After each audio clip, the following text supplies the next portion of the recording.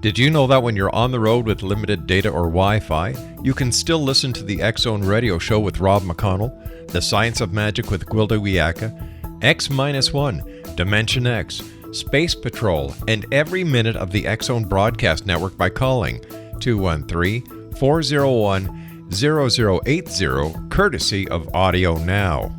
No smartphone, app, or internet needed. It saves your data plan and it's free if you have unlimited minutes.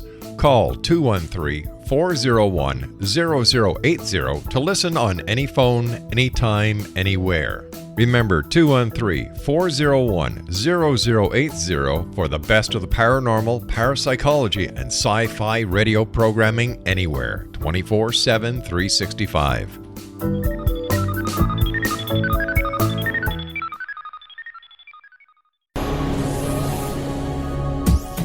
This is the X-Zone Broadcast Network, broadcasting worldwide on broadcast affiliates and satellite program providers, including CNN Broadcast Network, Sirius Satellite Network, Star Media, Good News Radio Network, Angel Broadcast Network, Wiki Broadcast Network, and WPBN TV. For more information on the X-Zone Broadcast Network, visit us at www.xzbn.net.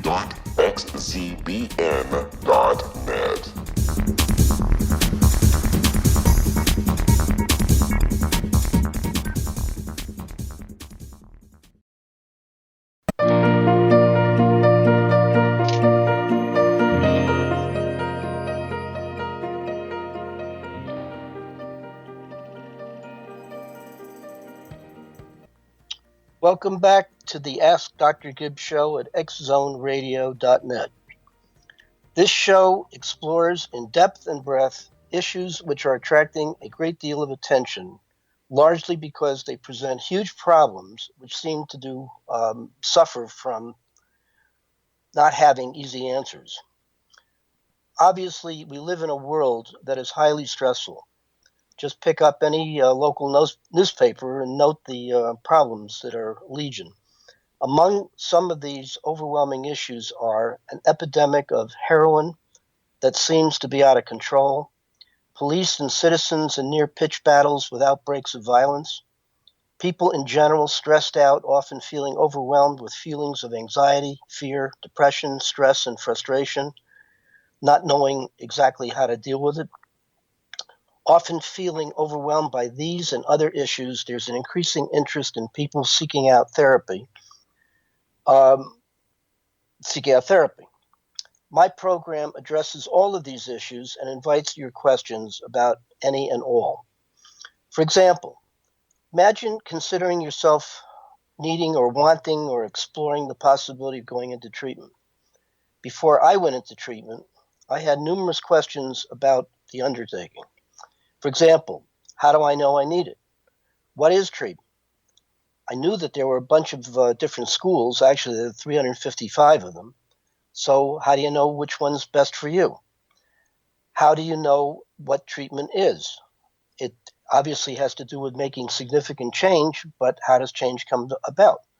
So all of these and other questions are what I'm interested in exploring on this show. In that connection, I invite each of you to possibly go back to the first show. This is number 6, and the subject matter is meaningful coincidences, of which I've been interested in for the last 50 years. If you start over with program 1, you will get a clear sense of what I'm about, and I urge you, if you're interested in the topic, please send me your questions. Many people believe the answer to all of the above issues is to look to current scientific research. Others believe that that's not going to do it. And indeed, they sort of reject science. In place of science, they believe that faith and religion and spirituality is the best place to look. All of these issues have been of keen interest to me all my conscious life. As far back as I can recall, I've been seeking absolute answers to ultimate questions. These questions include, who am I? What's the meaning of my life? What's my purpose? Is there an absolute meaning? Who do I have to create it? or is it out there to be grabbed onto, so to speak? How does change come about, particularly if I'm stuck? And is it possible overall to live what I would refer to as an artistic life? That is, a life that is creative, by which I mean a fully lived life of meaningful connections with myself, others that I love, my work, my hobbies, and so forth. Ongoing attempts to answer these big questions have motivated me to become deeply involved with what I refer to as bases of knowledge, including speculative philosophy, depth psychology, the esoteric occult, spirituality, and science, particularly scientific method. This intense interest has motivated me to research the fascinating area of meaningful coincidences coined by Jung, synchronicities, and I've done so for the last 50 years. Those interested might wish to take a look at my summary of my book called Demystifying Meaningful Coincidences, Synchronicities, the Evolving Self, the Personal Unconscious, and the Creative Process. Just go to Amazon, plug in Gibbs Williams, and you'll see a reasonably good overview. You might also like to view my website, AskDrGibbs.net, on your computer, and also my site on Facebook, also called Ask Dr. Gibbs. You will find a place where you can either make comments, and I urge you all, please, if you're all interested, ask questions, or I'm going to have to change the title of my program, which is Ask Dr. Gibbs. I invite you to ask these questions on these topics, which I will try to answer in subsequent shows. From time to time, I will invite guests who are experts in the issue currently explored. The topic for today is a continuing exploration of the nature and uses of meaningful coincidences. I started with my first broadcast 5 weeks ago. Amazing how time flies when you're having fun. I introduced the topic of what to make of meaningful coincidences or synchronicities, and of what value they have been to me, what perked my interest, and what continues to perk my interest. We will have to take a break now, and we'll come back and continue on.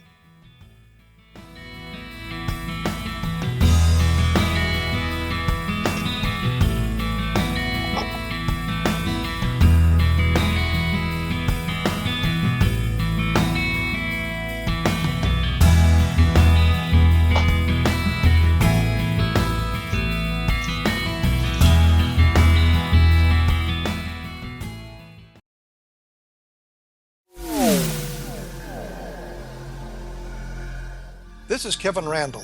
For nearly 30 years, I have been investigating the case of the Roswell UFO. I have interviewed hundreds of people and stood on the crash site. Now in Roswell in the 21st century, I have reviewed dozens of hours of audio and videotaped interviews, examined hundreds of files that relate to the crash, and have returned to Roswell in an attempt to put all that information into the proper perspective. For the first time in Roswell in the 21st century, I have made a dispassionate reevaluation of all that material and provide a new look at what happened.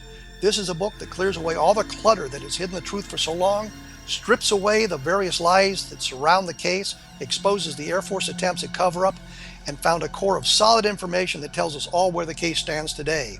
Roswell in the 21st century will be available in just a few weeks. For more information, please visit my website at www.kevinrandall.blogspot.com.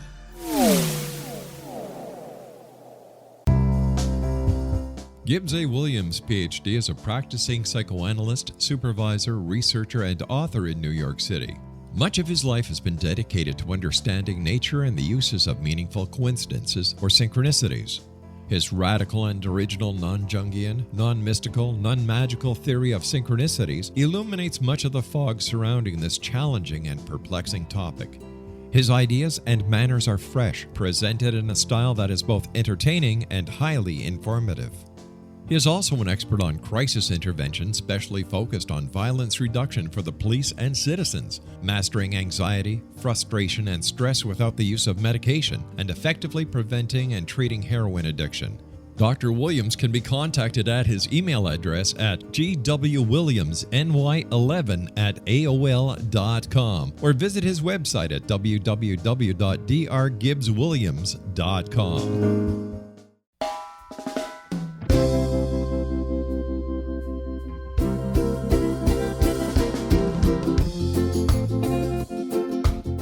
This is Johanna Carroll, host of Dialogue with Divinity on the X-Zone Broadcast Network. While walking along Kaanapali Beach in Maui this past year, I kept discovering all these shells and coral in the shape of hearts. My dialogue with Divinity was very simple. Do you want me to do a retreat to heal people's hearts in Maui next year?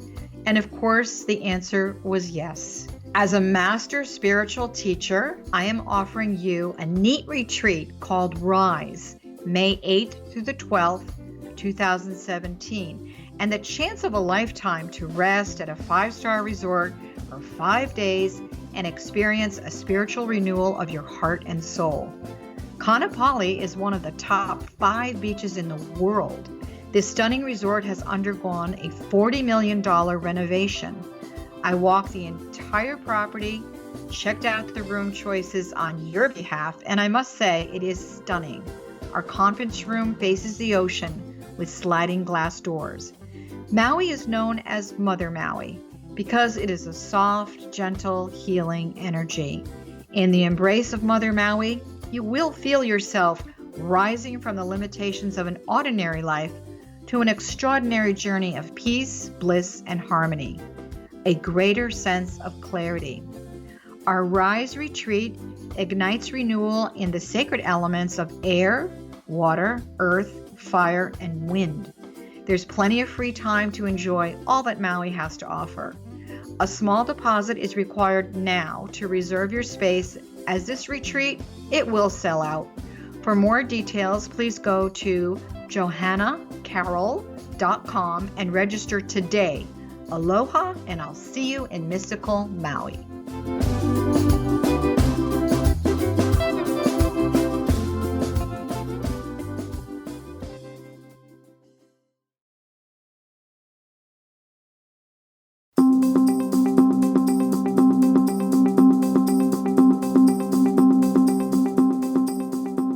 Welcome back to the Ask Dr. Gibbs show. Want to continue speaking about the nature of meaningful coincidences and what to do with them and their implications and so forth. I find it really quite amazing that this topic has held my interest for 50 years. And it's important, I think, to mention that just at a point when I would have thought that everything has been said on this topic, another wrinkle comes up and indicates there's more to explore. And I think that the reason for this is it has to do with the attitude to mystery. Why I have explored this or continue to explore this issue is that I first became interested in the specifics of meaningful coincidences when I discovered Jung, who coined the term synchronicities and who spent much of his subsequent life exploring the nature and uses of meaningful coincidences. And I believed, I started out as a de facto Jungian and believed that what he said, the master said, is it. And I discovered along the way, being immersed in the literature, that he came to some really startling and extremely important conclusions about his particular theory. What he believed was that these things can never be scientifically verified, or you can't really understand them using scientific method. Now, for somebody like myself who majored in philosophy at Columbia University and who has been a psychoanalyst for a number of years, scientific method, or Freud's idea of psychic determinism, that things hold together by virtue of a principle of psychic determinism, meaning that for every reaction or every event, there is a knowable, definite set of causes. So you go from cause to effect, cause to effect, cause to effect.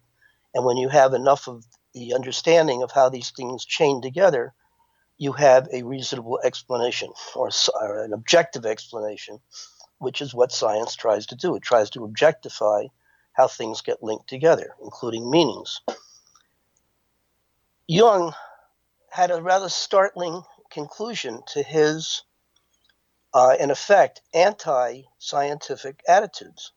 He proposed that there were three anti-scientific arguments, one of method, one of meaning, and one of time, in which he concluded this extraordinary conclusion that a rational explanation of these particular events is not only not possible, not even conceivable. Now, you have to understand that, not really having known it as I was developing my own perspective, that I was caught, or I was stranded midway between Freudian thinking and Jungian thinking, and that I had attempted to get clear in terms of my own limitations, my own problems, such that when I was in college, I went the way of philosophy, which was a quest for absolute answers to ultimate questions, such as who am I, what's my identity, what do I want, what's my purpose, is there a purpose, where am I going to find it, and so forth. And while it was very stimulating, I learned a lot. I also got good and confused. I got information overload. For example, the first week of Columbia, I read Plato's Republic and felt like he's got the truth. Nothing more need be read. And then read Aristotle's Ethics the next week and discovered that, no, he's got it. And so on with Spinoza and a bunch of other people who were very intelligent and all made sense. But it became clear that many of their basic assumptions and organizing concepts seemed to contradict each other. So I got good and confused. In that connection, I remember hearing at a graduation ceremony for my daughter when she was graduating high school that the provost of Yale came and spoke to the group of parents and said, look, all your kids are going to college. I'm speaking directly to you, and I want to give you some sage advice. So the sage advice was, he said, when your kids come home for Christmas and they're with you at dinner, I want you to ask them how they really feel about being in their first year of college. And what you want to listen for is that they are good and confused. And if they're not, yank them out of college because it'll be a waste of their time. And I thought to myself, now that really makes sense to me. However, confusion is really confusing. So how do you get deconfused? And I think what he was really saying is, look, the answer to these big questions isn't in the stars, and it isn't written down, or it's written down, but you got to go out and find your own answers. And the key to success is learning how to really think for yourself and use your own experience as your own final guide. I thought that was really quite brilliant. In any event, I had no difficulty fulfilling his request or his observation that I should be good and confused. I not only was good and confused my first year of college, I was good and confused for 37 years. And it was largely in my attempt to get deconfused that I tried first two therapeutic endeavors with two different schools of thought. And while I did grow to some extent, and I have some insights, the truth of it is, after 6 years, I came out perhaps more confused than before I started with both. So I figured that I either was a failure in this therapy thing, or maybe I was deposited from the moon or some other planet, and I just wasn't comprehensible. In any event, this led me to both start what subsequently became a 37-year journal, which I urge each and every one of you after this program, if you're hearing this, please start a journal. A journal is different than a diary. A diary is I had ham and eggs for breakfast, and I took a bath, and I feel foggy. A journal is anything that seems to be significant, such as I had an insight last night, or this was a really unusual dream, and my attitude to dreams used to be they're meaningless, but somehow I feel they're important, so I'm writing this down. You get my point. Anything that's significant, write. And you don't have to make it a chore. Do it whenever you wish. You could make 5 pages a day, or you could make 1 page every other month. Up to you. In any event, keep the journal. I'll show you why as we go along. The therapy failing, I kept being motivated to try to find a pathway to, I guess, enlightenment. And among the things that I discovered was what I call the lure of the occult. And this is in more depth in the programs that I've already done, but I want to give a rehash to orient newcomers. I discovered Mason's Occult Bookshop, where I discovered the intriguing fascination with astrology and I Ching and tarot and handwriting analysis and so forth. And I was introduced to some really high-level literature, which I followed and thought to myself, this is really an interesting point of view. And what I found the lure to be was that if you look at the astrological wheel and you see that this thing is divided into, well, it's a circle, and you divide the circle into 360 degrees, and that is further divided into 12 houses, and those houses each represent a particular area of what people's lives are all about. So that, for example, the first house is yourself, and the 7th house, which is opposite to the first, is love interest, and so on. And you have these 12 areas, which neatly fits everybody. And both, in addition to being divided into activities, there is placed the what is regarded as the important planets of Sun, Moon, Venus, and so forth, and that each one of these planets are placed according to the time and location of one's birth. And this is pure astronomy. What makes astronomy into astrology is that when you have the time and location of an individual birth and the relative positions of the stars in the various houses, astrology makes the further assumption that these energies, all these things have energy, and they're all intersecting in certain knowable ways, and that you can use them for predictive purposes. Whether one believes in that or not, what fascinated me was that there is a holistic way of viewing not only my life, but everyone's life that seemed to make more sense than simply me as a collection of urges or, id ego, superego, which I faithfully believe in. But there seemed to be more to life than the limitations of these, I think, limiting concepts provided. Meaning, in the journal that I started keeping, I began realizing that every so often I would have these amazing coincidences, which I came to realize were synchronicities coined by Jung, and that they appeared at times which seemingly were random, didn't seem to fit any particular pattern, but that they were experienced as highly significant. I really felt that these were extraordinary occurrences in the midst of rather ordinary, non-particularly stimulating occurrences. They really leapt out. They further were seemingly connected with change, big changes. They often occurred when I had been stuck, and I seemed to get free. And I experienced them often as if they were messages from some transcendent realm of experience. Hence, they felt, I don't know, spooky, occult,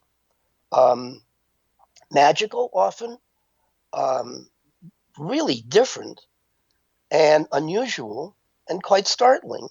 And they happened like firefly flashes, like they were unpredictable. It just happened. And if you noted it, then it was very exciting. And I didn't quite know what to do with all of this stuff, which is what most people's experience is. You will note in the literature, or when people talk about these things, they're often addressed as God's little miracles or communications from some transcendent area of experience, such as master teachers, or maybe dead relatives, or God. It's often referred to as God's little miracles, and so forth. Now that's big talk. That's big time talk. That generally is not floated around a class in philosophy at Columbia. You'd probably be ejected as using a lack of critical thinking. At this point, we will have to take another break. We'll come back and continue.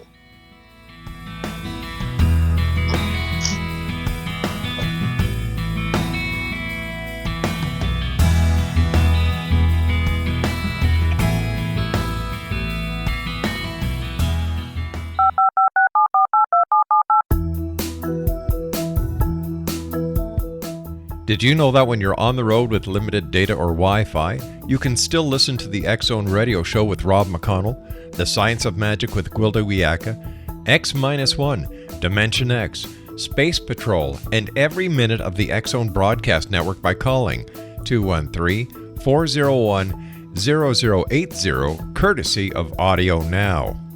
No smartphone, app, or internet needed. It saves your data plan and it's free if you have unlimited minutes.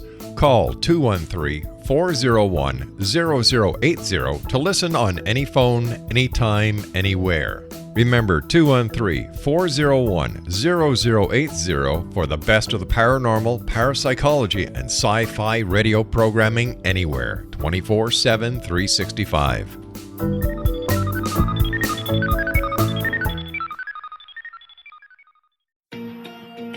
Wouldn't you love to know the secret to everything? Well then, meet Dr. Kimberly McGeorge and her cutting-edge, breakthrough knowledge that combines science with possibility. Dr. Kimberly brings real-life answers and healing to those open to alternative solutions. She teaches solution-based programs and classes that will change all areas of your life forever. Specializing in conscious creation, intuitive readings, and energy medicine, you can rapidly shift health, relationships, business, and money and abundance challenges quickly. Receive her best-selling book, Secret to Everything, at no cost by going to secrettoeverything.com/X-Zone. That's right, transformation can start now. Just go to secrettoeverything.com/X-Zone and receive Dr. Kimberly's book for free.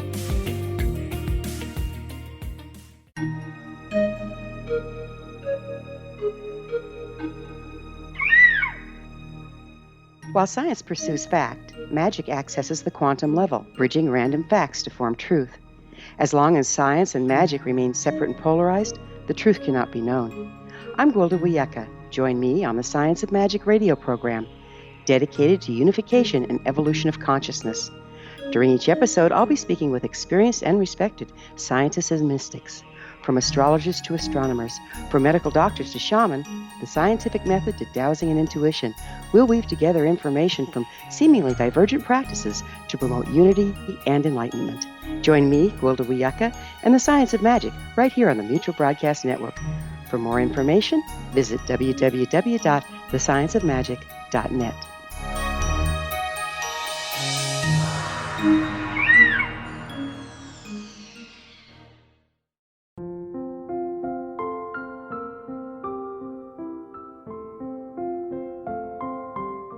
I am Dr. Carl O'Helvey, founder, president of a new cancer foundation focusing on evidence-based physical, mental, and spiritual interventions, including natural cancer cures, prayer, meditation, affirmations, nutrition, and other related holistic cancer prevention and cure modalities.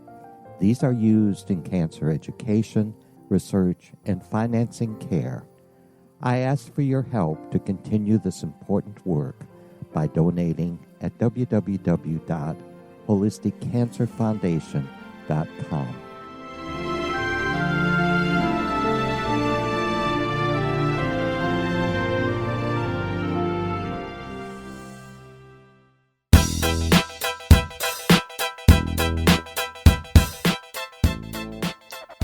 Welcome back to the Ask Dr. Gibbs show. My tendency is to say Ozone Radio. I think it's not that. Now, what is it? My memory is going quickly here. It's not Ozone. I will have to let it go until I come back to it, but I will refer back to that.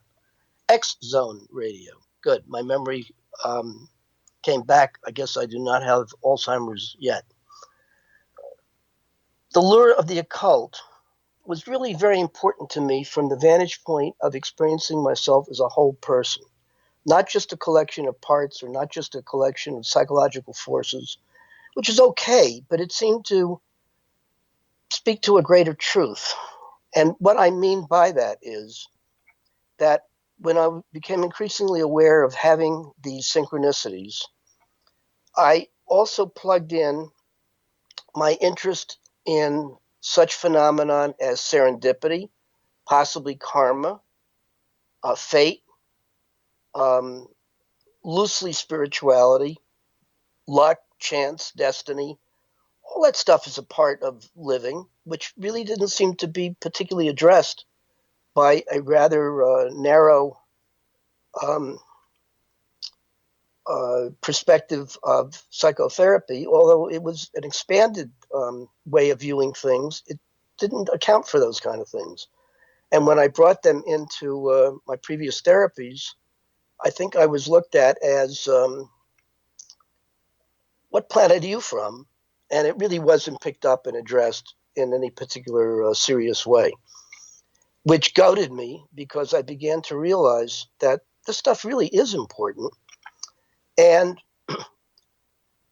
continuing on with my own particular troubles, I thought, even though my two failed attempts at psychotherapy didn't work, I was at least smart enough to continue to look for a therapy that maybe did work, at which point I discovered Freud. And in reading Freud, I was really shaken up because this man, far from being dead and buried and outmoded, you know, there are books that you read every so often that seem to be written exactly for you. And you really turned on, and it's like monumental. And it's like finding on a train, you know, every so often you go on a train and you're sitting next to a stranger and you just sink. It's like, it really feels like karma, that there's an attunement. And in an hour's ride, you can feel more intimately connected to that stranger on a train than you can to your father and your mother. At least that was the experience I had when I read Freud and other such people. Reading Freud, he's really incredibly clear. You may object to what he has to say, but you got to object in a way which counters his propositions. When the man speaks, he speaks truthfully. And if you want to object, then challenge his assumptions and presuppositions and so forth, utilizing your own experience. That's how I felt about him. Whereas in reading Jung, I felt more seduced. I felt his language. Like, for example, when he talks about normal reactions to synchronicities as numinous experiences. Who talks like you're having a numinous experience? What's a numinous experience? It feels otherworldly. It feels like an altered state. It feels magical. It feels like there's a sense of at-one-ment, that everything's connected. As a matter of fact, people who are interested in synchronicities use this. It's a pat phrase. Practically everybody uses it automatically. What is it? That everything is connected. Well, duh. I knew that in the 8th grade with science. Everything is atoms and molecules and so forth. Sure, everything's connected. But what does that mean? Connected how? Or so what? Who cares? And that there's a sense of incredible meaningfulness that everything's connected. And then I thought to myself, as I developed more critical thinking, I don't want to be connected to everybody. If Hitler were around, I'll be damned. If he invited me to lunch, I would refuse the offer. And you get what I'm talking about. I continued to search out for a method to make myself whole because astrology wasn't enough. It was an interesting idea that led me to the idea of unity and integrity and getting myself into a feeling of wholeness and meaningfulness, but it didn't offer any particular method as to how to go about doing it.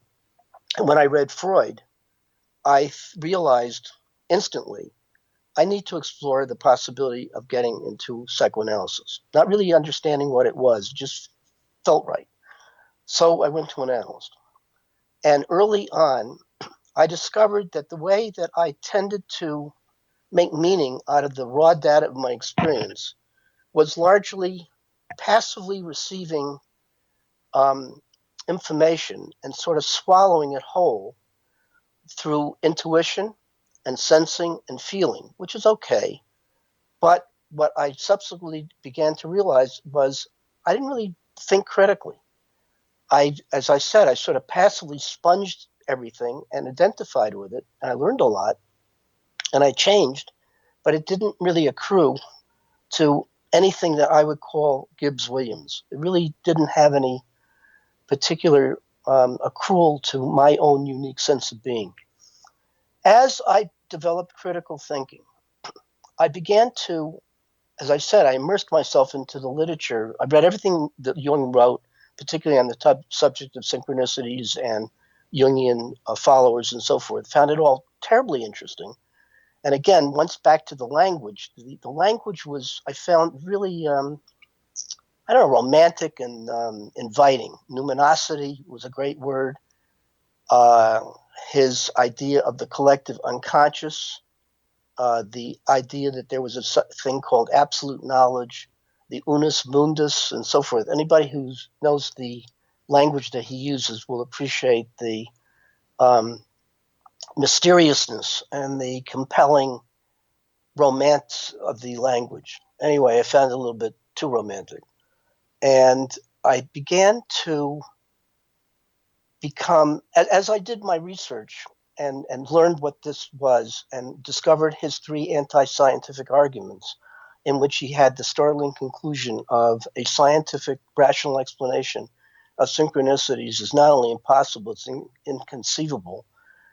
I made a startling realization. This guy is like my father, who is extremely authoritarian. And if once his mind was made up, that was it. You couldn't really argue with him. It's his way or the highway. And I began to feel as if I was battering my head against a battering ram and gave up on it.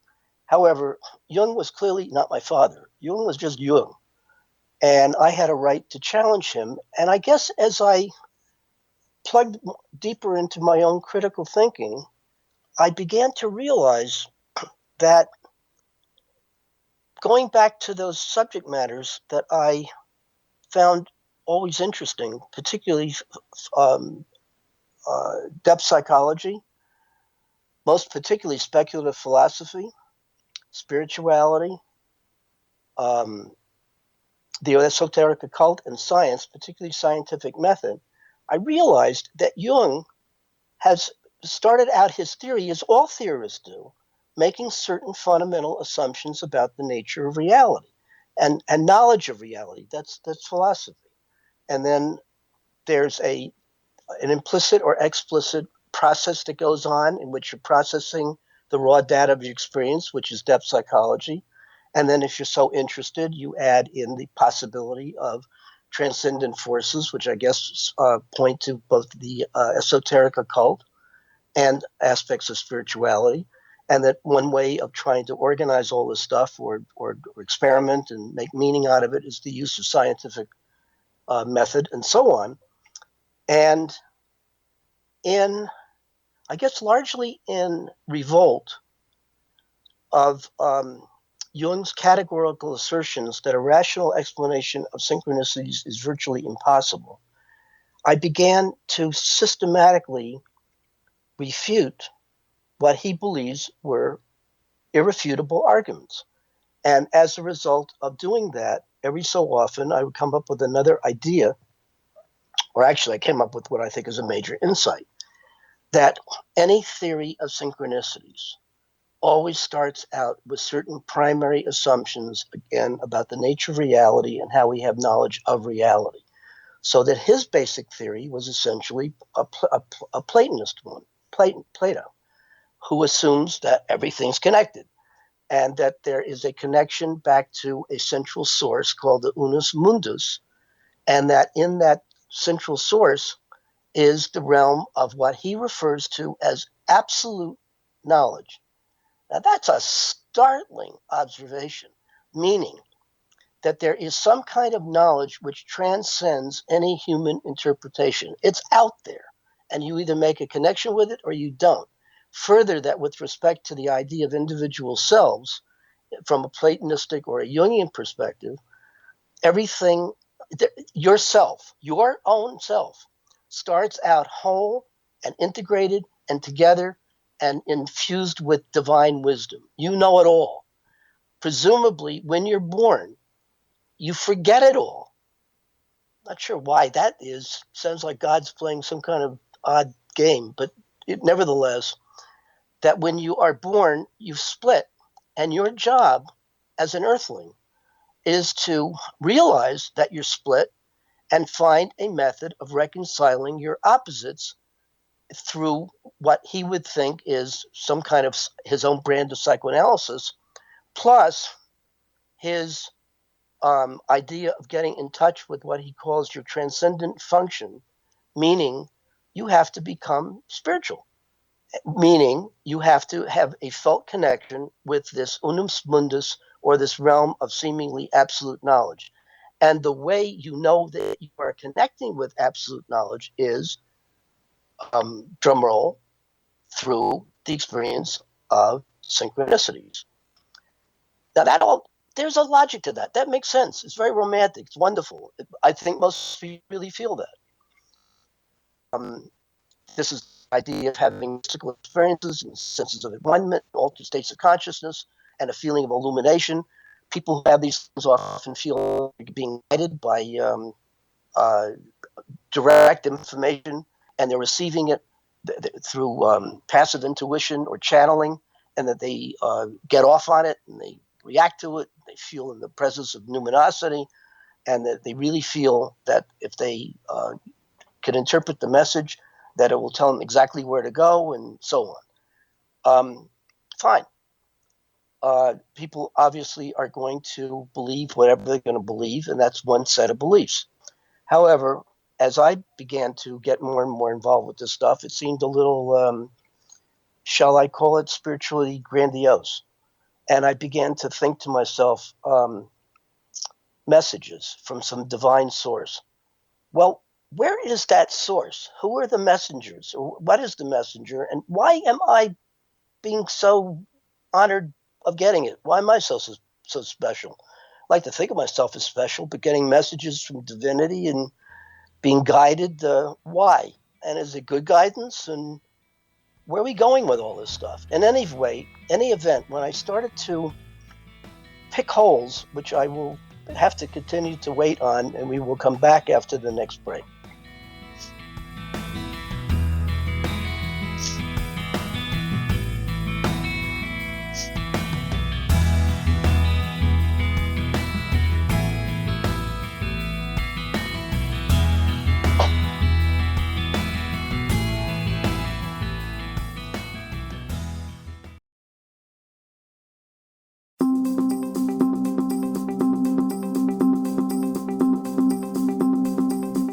As host of Dialogue with Divinity, I am thrilled to join the X-Zone Broadcast Network and their growing number of affiliates. My quest for a connection to the divine ignited my successful career path as an international spiritual counselor for over 40 years, and author of 4 books, and well-known metaphysical educator. My clients call me their spiritual mama. So my job is to offer you a radio show to help you grow spiritually with wisdom and get specific tools from guests who are experts in their field. Tune in to Dialogue with Divinity and be part of the conversation with Spirit. My goal, your happy soul. For more information, please visit my website at johannacarroll.com.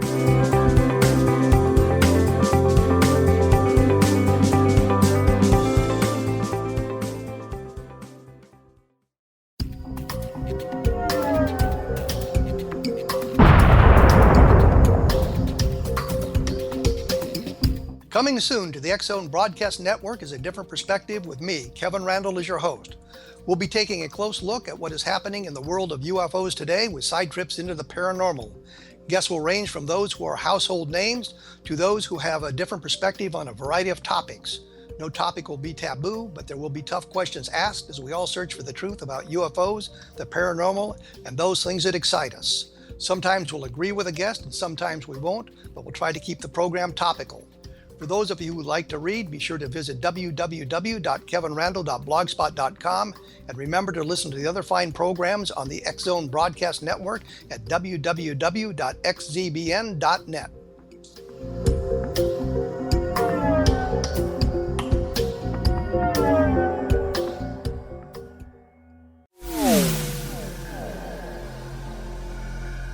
This is Kevin Randle. For nearly 30 years, I have been investigating the case of the Roswell UFO.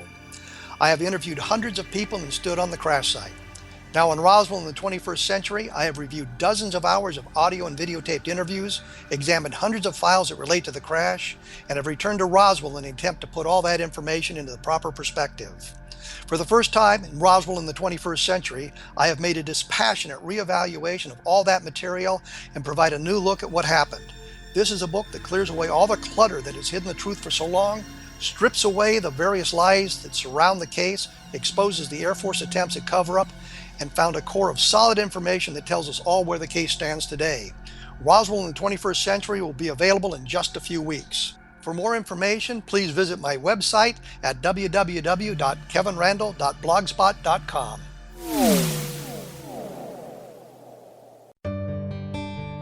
Afterlife expert Roberta Grimes was the first one to say that dying can be fun. Now her best-selling book, The Fun of Dying, is available in stores worldwide. So if you wonder whether death ends life, how it feels to die, or what heaven might be like, The Fun of Dying was written for you. And if you have always been afraid of death, or if you worry that your life has no meaning, let The Fun of Dying ease your fears and bring new meaning to your life. Nothing said in The Fun of Dying is based on the teachings of any religion. Instead, Roberta draws on evidence to explain how death happens, how it feels, and what comes next. A lot of the best death-related evidence was produced in the first half of the 20th century. When it is put together with recent discoveries, it tells a consistent and amazing story. Roberta Grimes blogs and answers questions at robertagrimes.com. Her wonderful book, The Fun of Dying, is available on Amazon and at stores worldwide wherever books are sold.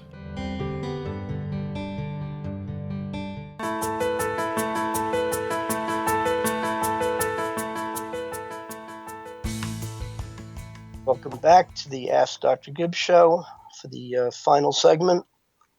Boy, it sure goes quick when you're having a lot of fun. Picking up on picking holes, as my critical thinking developed, and I realized I was feeling more and more actually challenged by Jung's categorical assertions that there's no scientific way of explaining these things.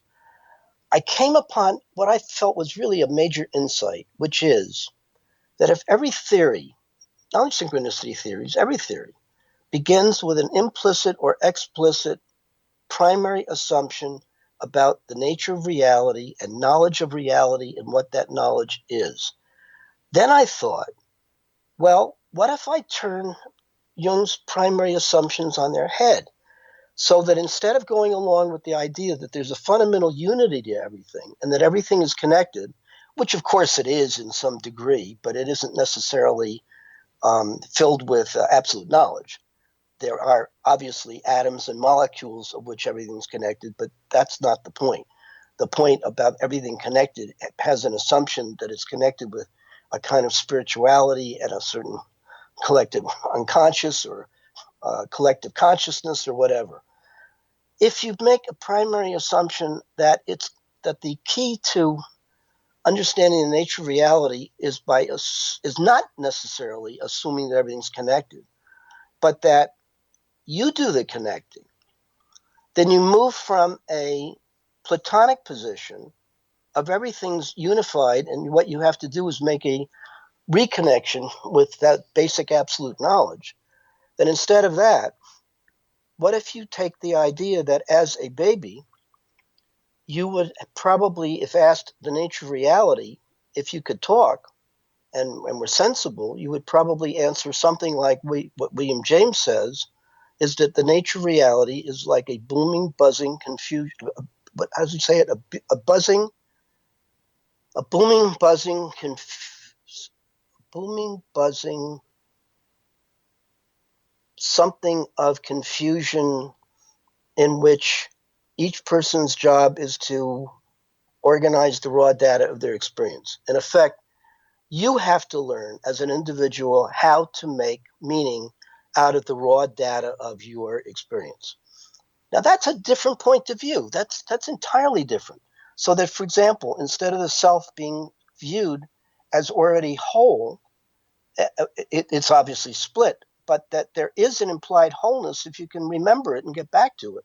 Instead of that idea that the self is a bunch of fragmented experiences and that it's your job to make yourself whole, and that you do that in conjunction with parenting and authorities and gaining knowledge and taking what seems to be your experience and distilling meaning out of it and gradually forming a separate and unique identity through what I believe is each person's own unique, idiosyncratic, creative process. When you do that, then it seems to be a possibility that maybe there is a way of having a science of synchronicities if you realize that the concepts that are used is largely based upon your primary assumptions about these various things, like, as I said, philosophical, psychological, spiritual, and so forth, primary assumptions. That in any theory, which I realized, of synchronicities, that different primary assumptions about these knowledge bases are going to lead inevitably to different conceptualizations of organizing concepts, and those organizing concepts are going to lead to different pathways of interpretation with respect to how to use these things. For example, listen to this really interesting paragraph by Antoine Lavoisier in a seminal book on the elements of chemistry, and think about applying it to theory building and synchronicities. He says, every branch of physical science must consist of three things: the series of facts, which are the objects of science, the ideas which represent these facts, and the words by which these facts are expressed. And as ideas are preserved and communicated by means of words, it necessarily follows that we cannot improve the language of any science without at the same time improving the science itself. Neither can we, on the other hand, improve the science without improving the language or nomenclature which belongs to it. Okay, what's all that mean in terms of synchronicity building? That the central, most important finding of Jung in terms of understanding synchronicities is that all synchronicities have a common structure, but they all feel different. The common structure is that you have an internal event which connects somehow mysteriously to an external event which apparently is not caused but is connected through an equivalence of meaning and seems to happen simultaneously in terms of time. Okay, so what? The so what is that he throws out causality as a poor explanation, as an impossible explanation for understanding the link between inner and outer, and comes up with a principle called acausality, which is ridiculous because it's just playing with words. Now, the dilemma in synchronicity theory from a scientific vantage point is adequately trying to explain what Jung believes is an unexplainable link of causality without resorting to the absurd notion of acausality. Well, how do you do it? Well, you do it by the possibility of changing the paradigm in terms of science. What it may call into question is that there is more than one way to view the process of causality, which is the road I took. And there is enough of the literature that supports the idea that you don't have to throw the causality baby out with the bath. If you change your way that causality works, at least with respect to the experiences of synchronicities, then perhaps you can continue to have a causal explanation, which should lead ultimately to a science of synchronicities. That, in a way, in a summary, is what my 50-year research has been attempting to do. Now, what's important is that the concepts that Jung uses to make sense out of these experiences, and Freud uses, can, under different perspectives, be redefined. And once you redefine these things and you can see that there's a logic of experience, then you can come up with an entirely different or unique theory of synchronicities, which is what my research has attempted to do, which I will go into with subsequent talks. Now, I know that a lot of this is heady and lots of information. What I'm trying to convey is that there is at least two and perhaps more alternative ways of viewing the nature of meaningful coincidences, which inevitably lead to a different way of viewing their functions and how to interpret them and the uses to which they're put. Just to give you a hint, from my vantage point, it might be asked, well, why go your way? I mean, everybody has their own way. Who cares? I think the way that you utilize synchronicities is really significant. For one, the way that you gain knowledge through the Jungian approach is largely through intuition, and it's a sort of passive reception in which you just feel guided and you go with the guidance. If it works, then by all means do it. From my vantage point, you're shortchanging yourself. From my vantage point, the way that you utilize synchronicities is to get in touch with your own idiosyncratic creative process. So you actively tune in. How do you, as a person, actively make your own personal meanings? So it's an entirely different approach to the subject matter. To each his own. Each person is going to choose their own way. I just found this that instead of a sort of fuzzy archetypal meaning to synchronicities, which is the Jungian approach, I have found that my way leads to what I call person-specific knowledge, and is most useful when you feel good and stuck, and being able to utilize or see synchronicities in the context of a journal, which I urge you to keep. You can begin to see them functioning as waking dreams, and if you learn how to interpret the waking dream, they will indeed give you personal guidance in terms of what you need to do to get unstuck. My way, in a way, gets rid of the magic and romance of synchronicities, but I believe it gives you something even more precious, which is a personal connection with your own, what I believe is each person's idiosyncratic creative process. In subsequent talks, we'll go into that more fully. Again, I wish to emphasize, please, please, please send me some questions so I can answer them. And then in subsequent talks, we'll move on to the other subject matter that I like with the police and citizen reduction of violence proposals, and how to effectively learn to tolerate such feelings as fear and anxiety without the use of medication, and how giving you ways of determining what kind of therapy you would like to be able to go into and to what end, and so on. Thank you very much for listening, and we will hopefully be together next week.